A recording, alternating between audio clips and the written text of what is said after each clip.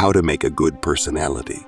Always help everyone, but before that, it is important that you consider yourself important and love yourself, because you are the person who will always support yourself.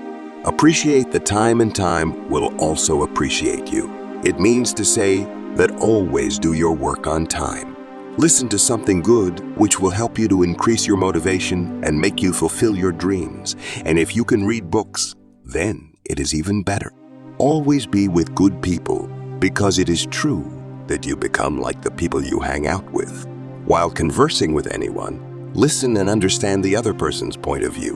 When his talk is over, then put your thoughts in front of him. Learn some skills that will be useful throughout your life, such as communication skills, business skills, personal development skills, etc.